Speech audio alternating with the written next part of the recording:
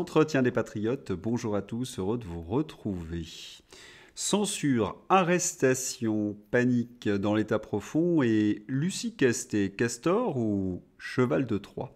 Avant de répondre à ces deux questions et traiter d'autres sujets d'actualité, vous connaissez la coutume sur cette chaîne. Je commence toujours mon entretien par remercier ceux qui m'ont permis de le produire, car ils m'ont financé à l'aide des merci rémunérateurs. Et aujourd'hui sont à l'honneur des fidèles parmi les fidèles: Yann Penaud, Philippe Bohen, Mister Guili Guili, Claire Diploc, JC, Jean-Claude Criado et VTT Pollux. Merci à eux du fond du cœur. Et puis je tenais à vous remercier pour votre soutien inconditionnel. Oui, il faut aider la réinformation. Comment faire? Eh bien, lever le petit pouce, écrire de gentils messages ou diffuser sur d'autres réseaux sociaux.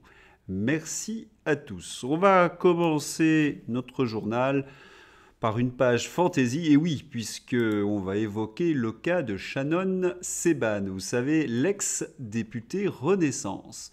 Notre majorité ne souhaite pas gouverner avec un programme qui serait celui de la France insoumise. Des utilisateurs ont ajouté un contexte qu'ils jugent utile pour les utilisateurs. L'alliance électorale de Shannon Seban, le parti présidentiel, ne possède aucune majorité parlementaire, absolue ou même relative.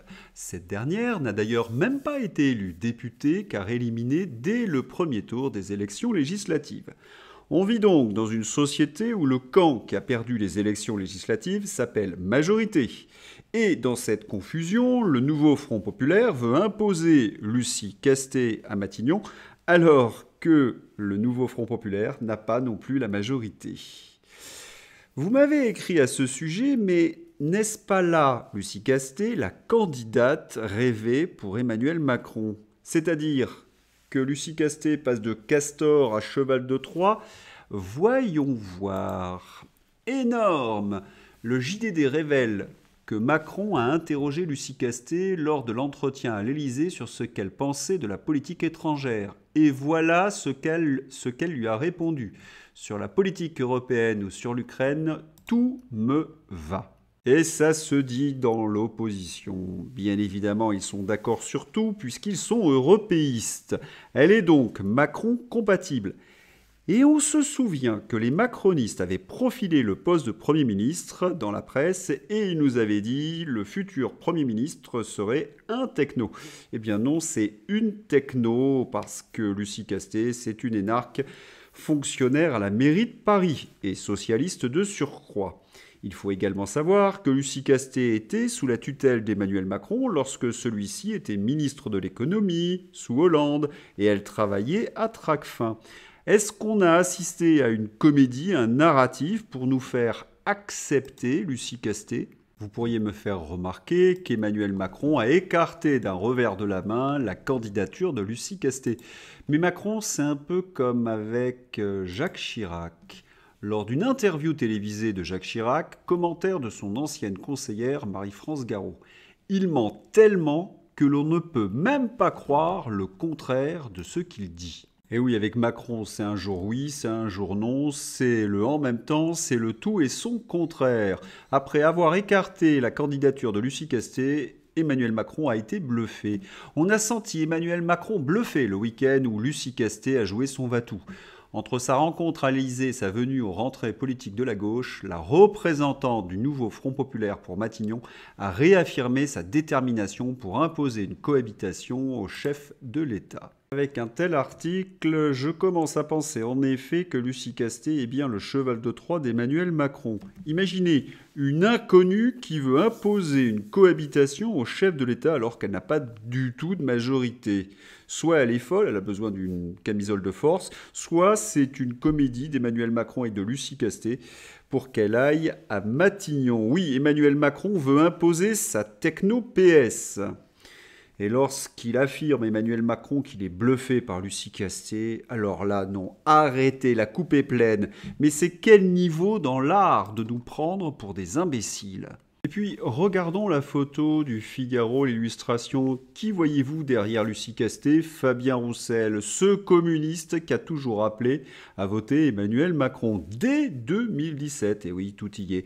Macron veut récupérer les voix PS, le vote PS avec les Verts, pour former une nouvelle majorité. D'ailleurs, tous les ténors PS dans l'ombre s'agitent en effet pour rompre avec la France insoumise. Et puis, voyez cette consultation du Figaro. Emmanuel Macron doit-il nommer un gouvernement dirigé par Lucie Castet sans ministre La France Insoumise? Oui, 14%, non, 85%. Et là, tout s'écroule pour Emmanuel Macron parce que les LR, la droite, le MoDem, refusent l'alliance avec le PS et les Verts.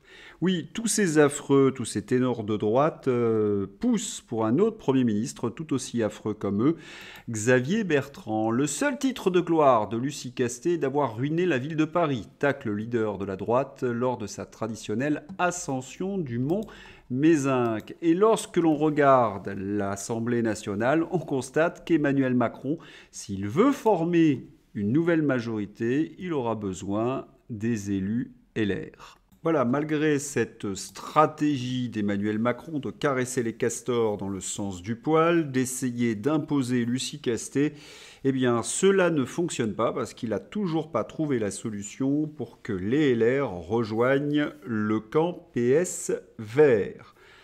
Et puis, il faut quand même réfléchir à ces castors. Ils ont fait barrage à quoi ces castors? Eh bien, à l'alternance et à la démocratie. Ah, les castors, des champions de classe mondiale.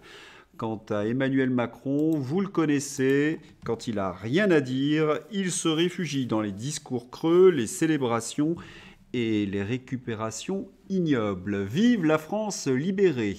L'ironie que l'un des plus grands acteurs de la censure et de la grande bascule du régime de pays occidentaux fasse l'apologie de la liberté ne m'échappe pas. Je pense qu'il est même possible que ce soit à dessein, une provocation opportuniste de plus grâce à cet anniversaire. Instrumentaliser les idéaux, instrumentaliser le bien. Non mais vous imaginez le contexte dans lequel Emmanuel Macron ose prononcer cette phrase? Paris fut libéré par tous ceux qui partageaient une certaine idée de la France, unis par un credo, la grandeur de la France pour la liberté du monde. Macron ne cesse d'abaisser la France et il ne cesse d'imposer un peu plus la censure. Oui, Macron, c'est l'élève de Big Brother. Je ne cesse de le répéter. La censure, c'est leur dernier atout, car ils doivent faire face à une avalanche, tous ces mondialistes de mauvaises nouvelles. Ukraine, pandémie, Trump, Musk, faillite, tyrannie. Oui, ils n'ont plus que la censure pour lutter contre le sens de l'histoire. Et c'est ainsi qu'ils essaient de museler tous les réseaux sociaux. Illustration avec le patron de Rumble, Chris Pavlovski. Je suis un peu en retard, mais pour une bonne raison, je viens de quitter l'Europe en toute sécurité. La France a menacé Rumble et a maintenant franchi une ligne rouge en arrêtant le PDG de Telegram, Pavel Durov, apparemment pour ne pas avoir censuré ses discours. Rumble ne tolérera pas ce comportement et utilisera tous les moyens légaux disponibles pour lutter pour la liberté d'expression, un droit humain universel. Nous combattrons actuellement devant les tribunaux français et nous espérons la libération immédiate de Pavel Durov. C'est ainsi que le fondateur de Rumble prend parti et rappelle les menaces dont il a fait lui-même l'objet. Un tweet de notre ami le Parésiaste. Une forme de terreur s'installe. Ajoutez à cela d'autres signaux faibles, inquiétants, tels que le retour des contrôles fiscaux vexatoires et abusifs, ainsi que les mises en internement psychiatrique d'office. Et vous obtenez la définition d'un État fasciste en train de prendre son envol. La seule vraie question qui se pose après l'arrestation du patron de Telegram est la suivante. Où en est l'action politique? Où sont nos ténors qui, d'une seule et unique voix, devraient tout simplement mobiliser leurs ressources juridiques et attaquer l'État français pour non-respect de la vie privée, ne serait-ce que pour commencer? Doit-on supposer que les leaders sont eux aussi intimidés? Et pendant ce temps-là, les deux catins qui trônent à l'Élysée prennent leurs pieds en se montrant en slip de bain dans des poses suggestives, hyper calculées pour se gausser de la répugnance qui nous inspire.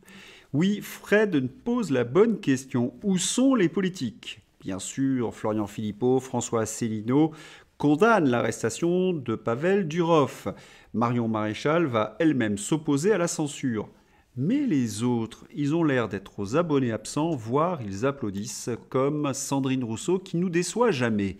Cette arrestation est une bonne nouvelle pour les droits humains. L'arrestation en France de Pavel Durov, le PDG de Telegram, une première mondiale. Se réjouir de la censure. Ah, Sandrine Rousseau, c'est la boussole qui indique Davos.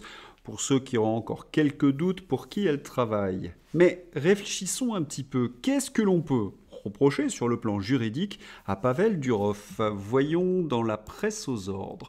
Pavel Durov, le fondateur et PDG de l'application de messagerie Telegram, a été arrêté à son arrivée en France samedi 24 août dans le cadre d'une procédure accusant Telegram de complicité dans de nombreux dossiers liés aussi bien au trafic de stupéfiants qu'à l'apologie du terrorisme et au cyberharcèlement. Monsieur Durov a été interpellé à l'aéroport du Bourget alors qu'il arrivait à Paris pour y passer la soirée en compagnie de son garde du corps et de son assistante, comme l'avait révélé TF1 et LCI.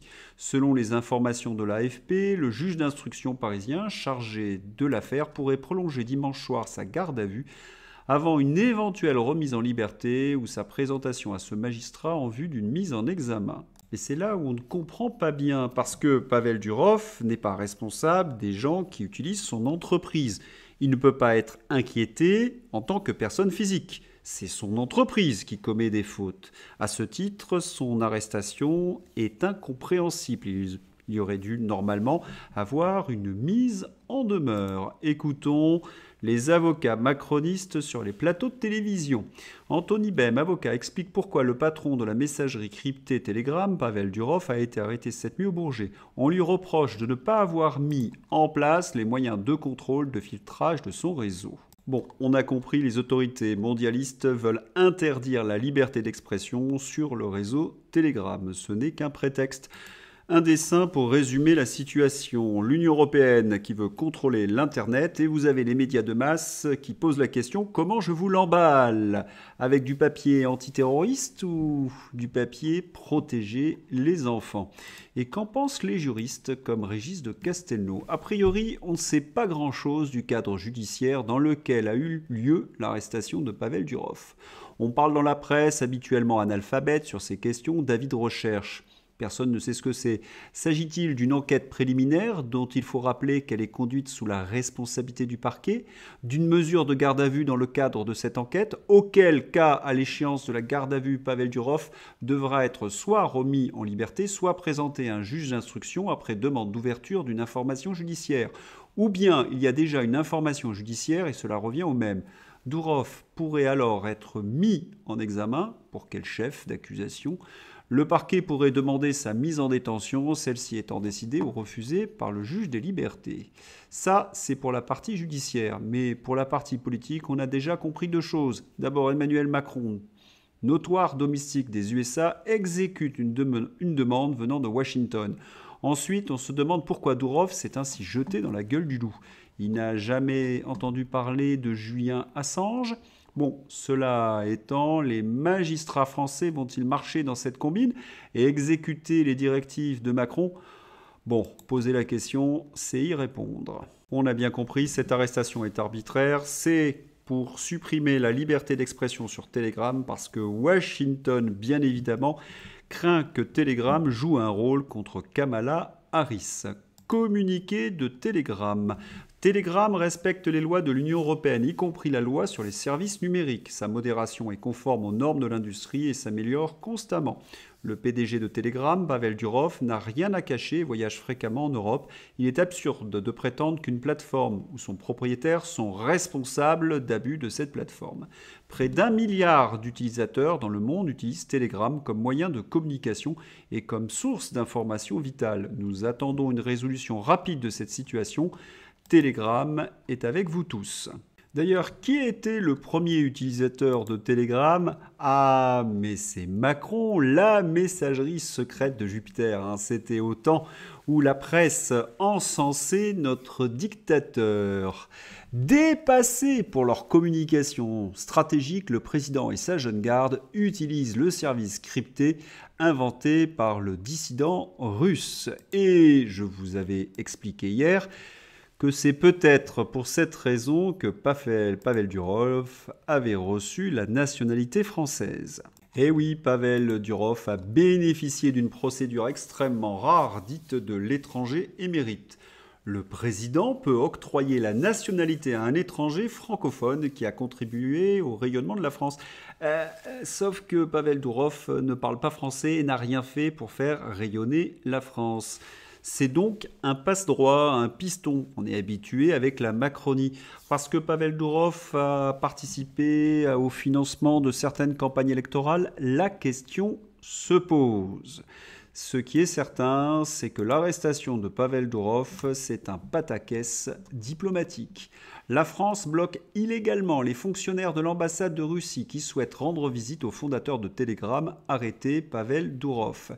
Il est pour l'heure impossible de connaître son sort. Il y a donc une coalition qui se monte pour défendre Pavel Durov, la Russie, le patron de Rumble, Elon Musk, les militants un peu partout pour la liberté d'expression. Voilà, ça y est, c'est fait. Macron a son Julien Assange. Il nous a vraiment tout fait. Censure toujours et encore. La tenaille totalitaire en une image. À gauche, Caroline Roux, Madame Propagande à la télévision, diffuse la bonne parole sur le service public, C5, France 2. À droite, son mari, Laurent Soli, Monsieur le censeur, patron de Méta France, coupe les comptes sociaux qui inquiètent le pouvoir. Oui, de nombreux comptes patriotes ont été censurés sur Instagram. Mais voilà, la députée européenne Marion Maréchal est entrée en action. Après le compte de Cordier Alice 2, celui de Asla, Association Occidentiste 1 et Bonne Droite, c'est désormais celui de Frontières Médias qui est supprimé sur Instagram. C'est une évidente censure politique arbitraire devant laquelle nous ne pouvons rester silencieux ou passifs. J'ai demandé en urgence un rendez-vous au PDG de Facebook, Méta France, Laurent Soli, avec l'ensemble de nos parlementaires nationaux et européens. Nous entamons une démarche auprès de la secrétaire d'État en charge du numérique et du commissaire européen Thierry Breton. Nous apporterons tout notre soutien aux influenceurs et médias visés par cette censure scandaleuse. Oui, bravo à Marion Maréchal parce qu'elle a fait le job et elle s'est battue contre la censure, contrairement à beaucoup d'autres. Et cela semble porter ses fruits car Laurent Soli a demandé le réexamen des comptes suspendus. Bravo car sur tous les sujets, c'est la lâcheté qui nous fait perdre. Et puis bravo également à Virginie Joron qui se bat quotidiennement contre Thierry Breton, le commissaire politique à la censure. En janvier 2024, lors du World Economic Forum à Davos, Pustula avait prévenu la priorité cette année est la lutte contre la désinformation. Soit lutter contre ceux qui n'auraient pas leur adoubement, contre ceux qui les critiquent. La stratégie de verrouiller la liberté d'expression est en marche. Mais de quoi ont-ils peur, tous ces censeurs? Eh bien, vous le savez, ils ont peur de cela. La plus puissante des armes n'est pas la bombe, c'est la vérité. Voilà, cet entretien vient de se terminer, mais avant de vous quitter, je voulais vous remercier très chaleureusement pour m'avoir souhaité une bonne Saint-Louis. Merci du fond du cœur. Je vous souhaite une bonne journée, à bientôt, au revoir.